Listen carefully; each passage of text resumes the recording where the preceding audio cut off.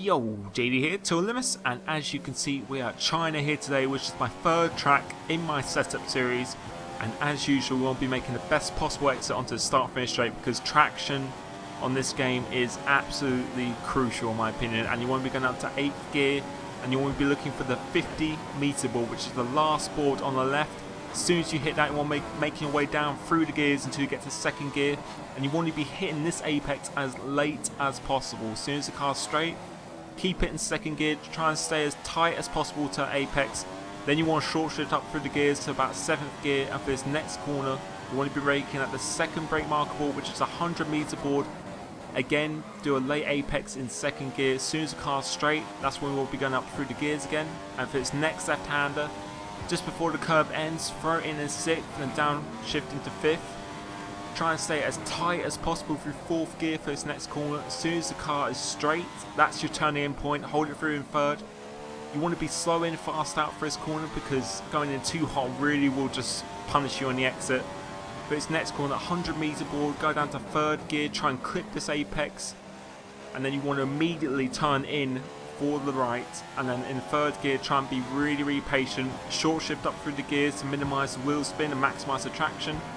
And for this, just below the sign above the track, that is the DRS line. You want to get the DRS as early as possible. And for this next corner, you want to be braking about 130 meters, so just between 150 and 100 board. Go down to 2nd gear, try and clip that apex, but if you miss it, you can still carry speed around the corner. Short shift up through the gears, and for this, just as you hit the shadow, 4th gear, try and clip that apex, use as much curb as possible, DRS, and that is a lap of China. And we've done a 34.9, which is a really good lap, and at the time that was #1 time in the world.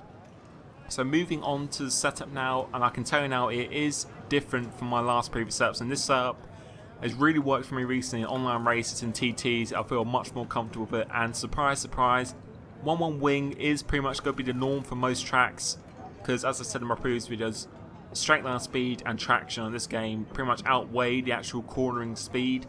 They are absolutely crucial in this game, so 1-1 wing. As for the transmission though, slightly different, 100% and 55%. I just feel using this setup, it really just gives me more traction and just rear stability. The car just feels a lot more stable, especially on traction. The car doesn't really get away from me as much, as you can see in my lap. It just feels a lot more comfortable, and it really just pays, it just shows it in the lap itself. As for the alignment though, quite different. The camber I don't change at all, just to get that balance between straight line speed and traction. As for the front toe, I actually put that all the way to the right, and that really just maximises the turn-in. But I complement that with the rear toe, and I just can put that all the way to the left. That won't make it that responsive, but that will really help with traction and rear stability. So I just find they really complement each other nicely. As for the suspension though, 11.1 for the suspension. Again, that's just purely for straight line speed, and 11.4, again that's for straight line speed, but for the 4, a little bit more turning around here. Traction, it doesn't seem to be a huge issue around here, so putting it up to 4 will just make it that much better through the high speed corners. As for the tyre pressures, 18 psi, doesn't really need to be changed in TT.